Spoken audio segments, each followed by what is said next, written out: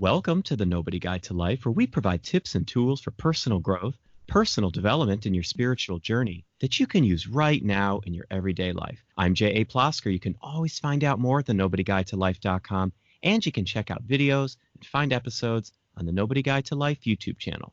Thank you for joining us. Things happen in life, right? I mean, we all know that. We hit bottom. Sometimes we discover there's a bottom below that. By any measure, falling is a test. It's a test to see just how well we can get back up to put life back together, get back on track, and if we're lucky, find success and regain self-love to carry us through the rest of our lives.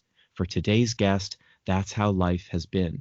Jennifer Leigh, founder of Graceful and Gumption, describes herself as an old soul with a big heart and an intuitive who knows about embracing change and being authentic. But she also says she wasn't always the pitbull in the dress she is today. After a difficult pregnancy, a traumatic surgery, and divorce, she sold her skincare company for $1 and walked away from everything she'd known. With $5 in her pocket, she got back into consulting and discovered her true calling, connecting with and helping people who've had similar experiences to hers overcome setbacks and tragedies. And her background in hospice and palliative care left her uniquely suited for the work. Now, Jennifer coaches businesses and individuals to transform culture and operations and manage crises. Her commitment is to help people live up to their potential by embracing the unknown with confidence. Welcome to the show, Jennifer. How are you? I am wonderful. I've waited a while to talk to you, so this is a great pleasure. I'm definitely just as excited.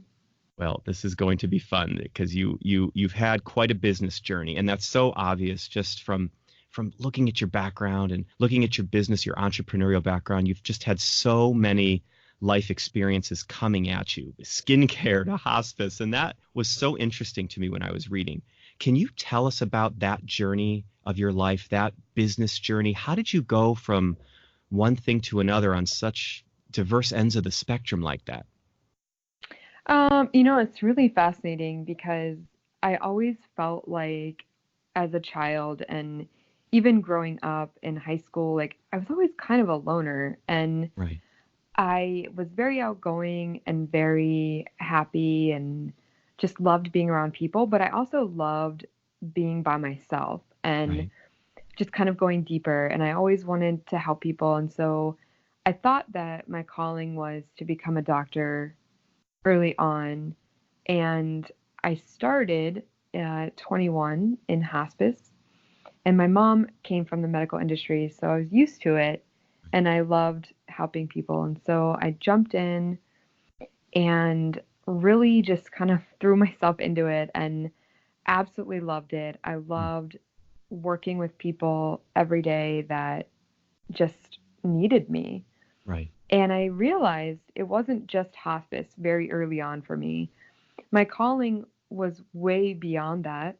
And it was all about pouring love into people's lives and helping them heal in whatever way I could. Right. And so I started in hospice for years until I ended up getting pregnant with my twin boys, at which point I really kind of had to take a back seat. And going in the medical world in hospice, it never ends. And Right. so I kind of learned as an entrepreneur, or even in that healthcare field, you don't ever stop. And Right. I got so caught up in it that I realized I have these two boys that need me and needed me way more than my patients needed me. Right. So I began to transition in my life once I had them, and I felt this calling like I needed to kind of redevelop something and become something different for them and create better boundaries. So I started a skincare line in my kitchen slash garage one Mm. day. Just having really sensitive skin and wanting to take care of my body and my skin and not use any type of chemical. So I created some sunscreens that were really fun and some organic self-tanning products that I really felt would make me feel really good and just exude that confidence that I was looking for again as a new Right. mom. And it kind of took off and took a world of its own. And I really just kind of took a back seat, and I just felt like someone else was driving the car. Oh, Uh, interesting. so I just did a total 180 within the matter of a year. And I went from hospice to working on my company at night and trying to be a mom. And it was just, I don't even know how I did it looking back, doing all of that and having twins on top of it. But Right. I definitely felt, like I said, it was pretty amazing to look back and recognize that for sure it was very divine, like just divinely orchestrated. And very much so, I feel like in life you get to a point where you kind of have different doors. And sometimes we know that we have different doors, but we don't always take the right door. Right. And that's kind of how I equate what happened in my life. So instead of taking the door that maybe I should have taken at the time, even though everything always works out how it's meant to, Mm. I still felt like because I didn't take the right door, things started to quickly just spiral out of control. Right. And it started with my company and kind of taking on investors and not really understanding what that looks like as a young new entrepreneur, and not even really understanding the business world. That's not what I went to school for. Right. So I'm learning like through hard knocks and just like falling forward. Not ideal, but it was what it was. And so I started to grow quickly, and then you have investors and you don't understand, and you're talking about, a lot of money in front of you, and they expect things from you, and Right. you're going from one man show to several people that are expecting you to perform at almost unrealistic expectations. Right. Right. So that kind of started the spiral, which then in turn kind of led me down this path of, like, again, quite a huge transformation, where everything just kind of came to a halt in my life, at which point I walked away from my company. I had very much felt like my marriage was over, Right. and I was at a point that I couldn't perform anymore for anybody. I Mm. couldn't perform as a mom. I couldn't perform for, my investors. I couldn't perform for my company. Nothing. Like I just completely, it was like a light bulb just broke and just shattered everywhere. Right. And so at that point, I started to really kind of contemplate what was next. And that's really where all the spiritual growth happened. And then kind of fast forward to now, the last 5 years, or well, let's see here, almost 4 years, I would say now that I've been divorced and on my own, I have very much completely just taken my life to a totally different direction. Right. And I've allowed my intuition and my spirituality to really take shape and guide everything that I do in my life. And it's been incredible. But that's where I constantly feel like I'm always self-evaluating now. Okay, I have door one and door two, but like, what does that mean now? And am I constantly on the path that serves my highest good, is what I ask myself all the time. And that's when I feel like you're on the right path, because things just become effortless versus like the constant chaos. But I do love what I do now, and I love being able to use my intuitive gifts on a daily basis and help in whatever crisis scenario that may be. And through the hospice and through owning my own company and going through that, I've learned these beautiful skills to be able to run companies and help other business owners and help people in their personal life. So it's kind of really fascinating, because every day is something different. Well, you said something so interesting back there, and it just really struck a chord with a few things that I know from my past. You used the word perform, and you said that, you just felt like you couldn't perform anymore. You couldn't perform for investors, and you couldn't perform just in a marriage setting. And that really struck a chord, because I think sometimes out here on this journey, this personal growth journey, this spiritual journey, I think a lot of times we come to a place, sometimes it's at night when we're just staring up at the ceiling, or it's at a quiet moment on a lunch break at work. When I think a lot of us realize that that's really what we've been doing, is performing for others, taking on a role that maybe isn't authentic, doing things, taking actions that don't feel genuine. And a lot of times I think that's what pushes us onto the path in a strong way. And then you created this great dichotomy between performance and intuition. So can you talk a little bit to us about what it feels like inside you to make that shift from a woman out there in the world who felt like she was performing to a person out there in the world who now feels like they're being guided intuitively? What does that feel like inside of you? I think the best way to describe it is very much so like the handcuffs came off Mm, um, yes. one by one, and it wasn't just one set either. Uh, Right.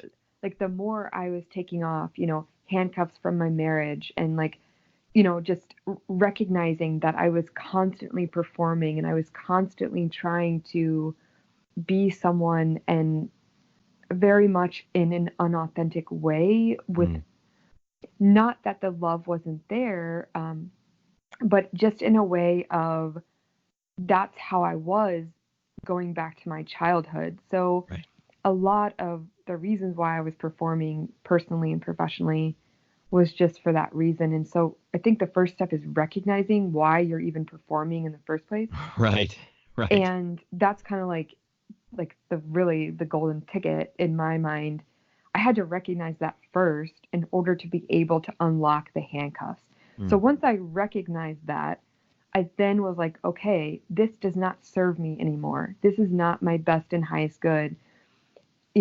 These relationships are not healthy. They may look healthy on the outside, but they're not. right. And so I started to just take them off. And that's when I recognized that I wasn't performing anymore for anyone other than I was just being myself. And it's Right.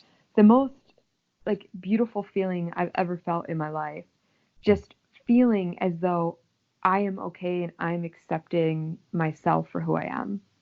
And I don't need anybody else to acknowledge that other than myself and just who I have like spiritually around me.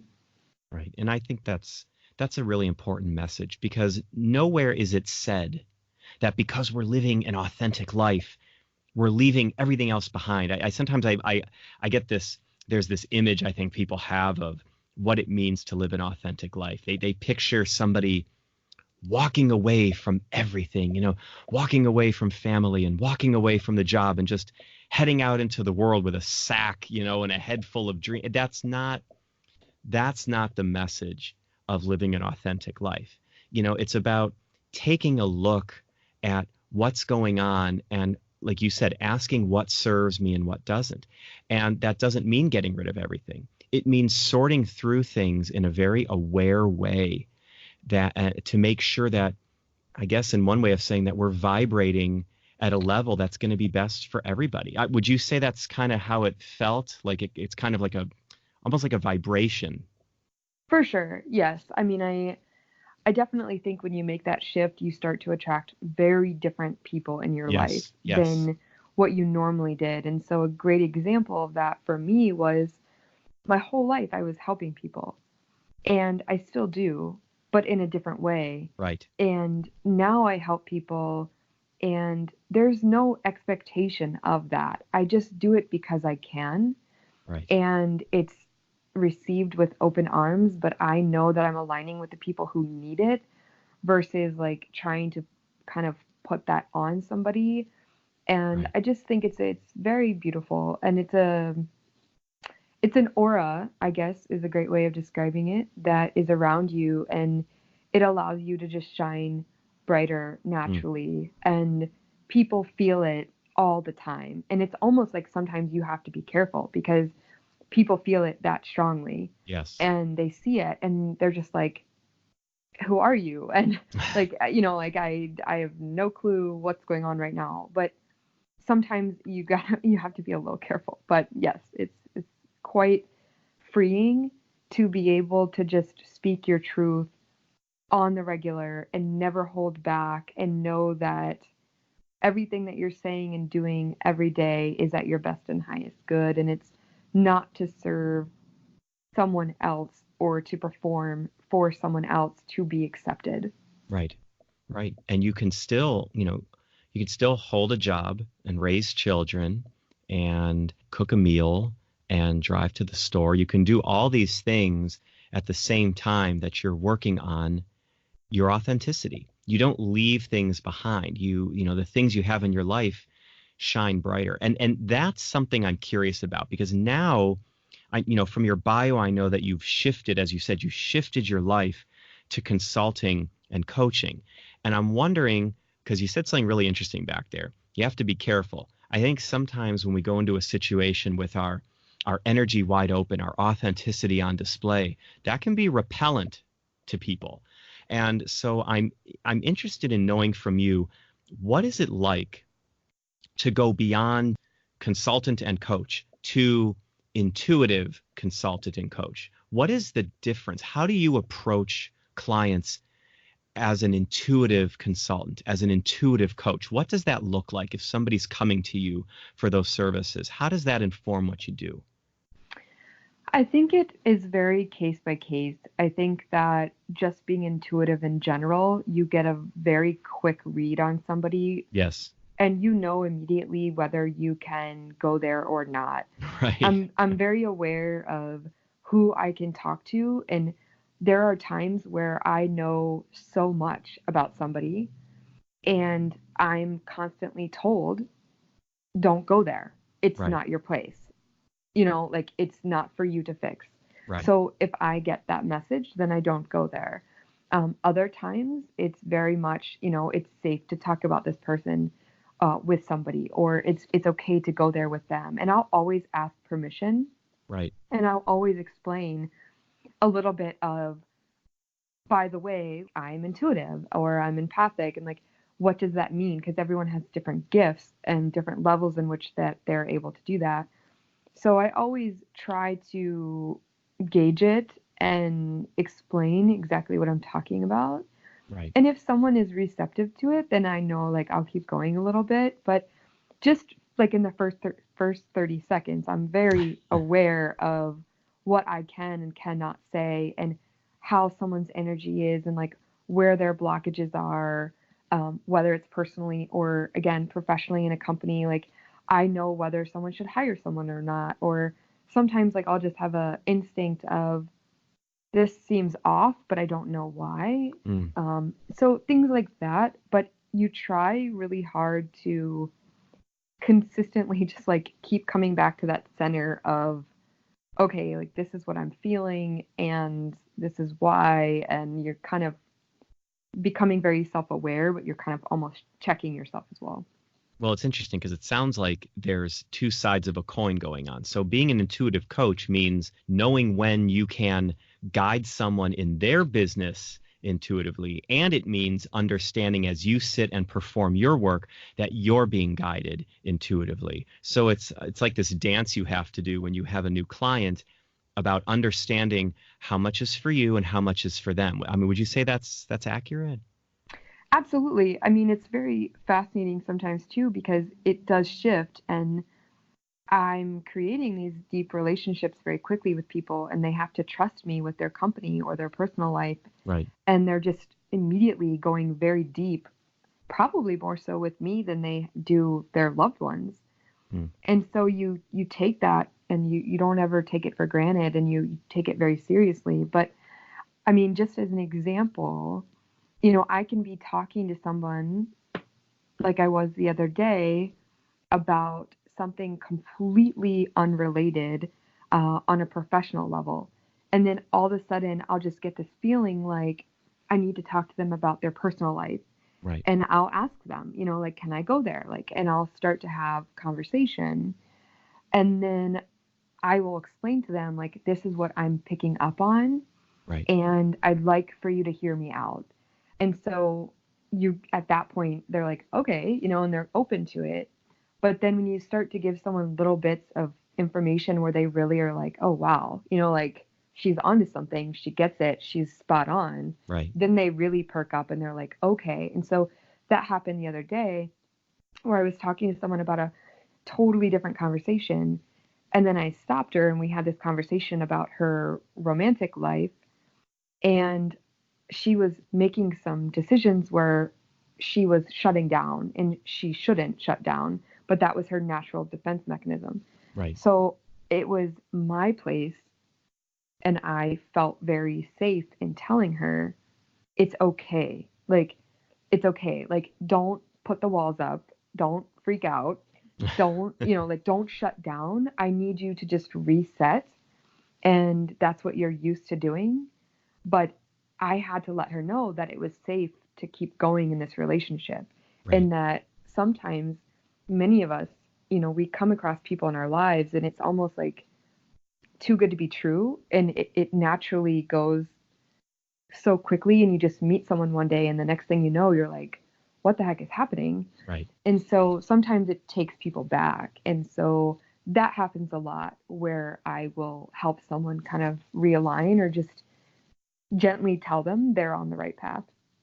Have you always done this? Has this been something that was with you as a child? Because again, the reason your story's so fascinating is because of the variety of things that you've been through, and you went through so much in your life so early on. And I'm wondering if was it the experiences you had as an adult that shifted you, or have you always had an intuitive mindset? Is this always something that you've tapped into?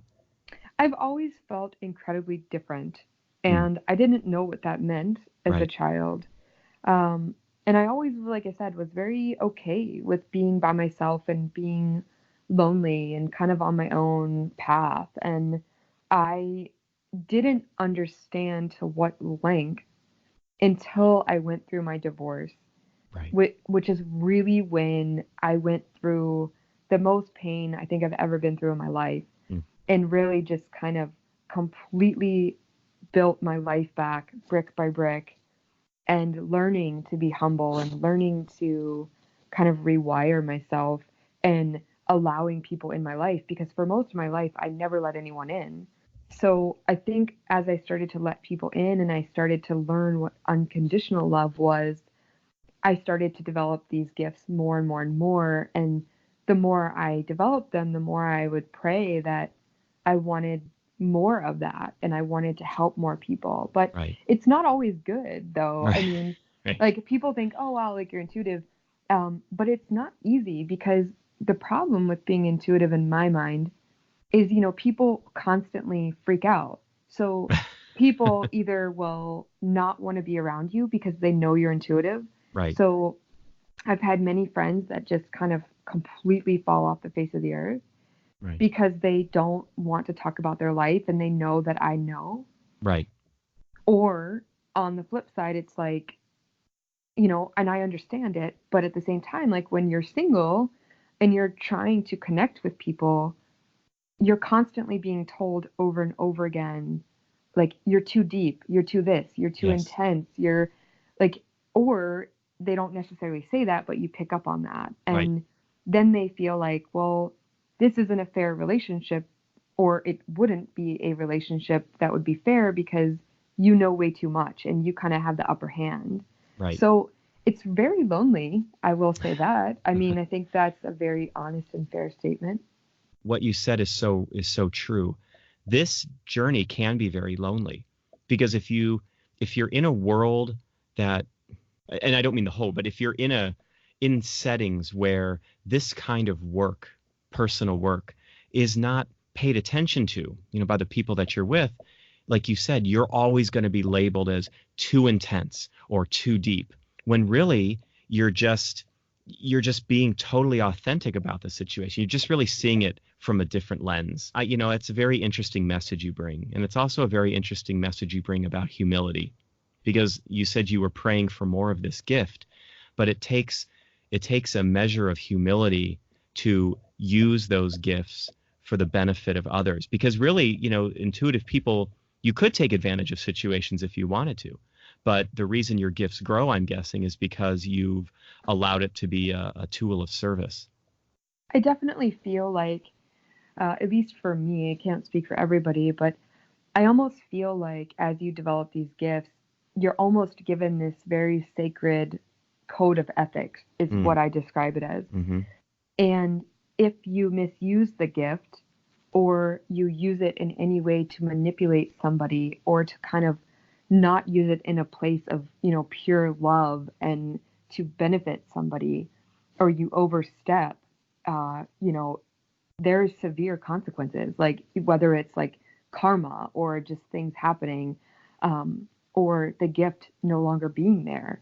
Right. You never know what it could shape into, but you do have this moral compass and this very solid code of ethics where you're just very much in line with that and you don't ever cross those boundaries. So like even with my clients and even with my friends or anybody in my life, what people tell me and what I know about them is for me and them only. Like Exactly. it's never something that you would invade someone's deepest private moments and their most vulnerable pieces of their life and use that in any way that would be negatively. But again, like I don't even need to do that, but sometimes people just automatically kind of just get very nervous and don't know how to take it. And I've had some very hurtful things said about my gifts, and I've had to just brush it off and say, you know what, that's their issue, not mine, Right. and I know that at the end of the day, I know that I'm here and my purpose in life is to pour love into the cracks of everyone's foundation that I Right. come across.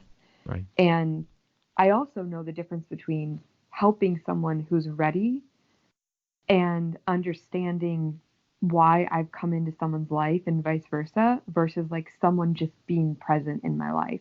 Right. I don't Right. help everybody. And sometimes people are there to help us. I mean, it's always a two-way street in relationships. So I think that's a fantastic reminder. So, Jennifer, what's a tip or tool that you can give us from all your years of work and experience and intuitive nature? What's something you can give us that can help us on our journeys of personal and spiritual growth? I've been thinking about this and I feel like there's just so many, but to narrow it down, I would say at the end of the day, follow what feels right and gives Mm. you peace. And that's the number one thing I tell everybody every day when I give advice, no matter what it is or to who it is I'll always tell everyone, you know you're on the right path when it brings you peace when you make that decision. Mm. And everyone has that different feeling of peace in a different way, but you know your body better than anybody. So whether that is, like sometimes, people will get anxiety or an upset stomach or headaches or, your body is telling you when you're not at peace. Right. And so sometimes it's just taking a step back and recognizing, wow, you know what? I actually got a headache when I did that. Or Right. I actually got really violently ill when I did this because like your body really actually is telling you when you're not on that right path. Right. And we just most of the time choose not to pay attention to it. So I would say that's probably my biggest one that I feel really has shifted me making the best decisions for my own highest good, but also for anyone else. Wow. And that's something, what I love about that is it's always with us. So we don't need outside validation to tell us we're getting a headache. We don't need outside validation to tell us that certain places or people, might make us nauseous. That's something we have right with us all the time. And it's always inside of us. And it's a tool that's always available. It is, and it just helps you to not be lonely, like and that's why I've just been totally okay. Like, traveling by myself and being by myself at home and doing different things in my life and not feeling like I have to have someone next to me. I mean, yes, we love as humans to do things with people that we care about, but you also learn to just follow your own path and just kind of stay in line with it without seeking this constant external validation from anyone and everyone, and recognizing that that sometimes is the best way to go.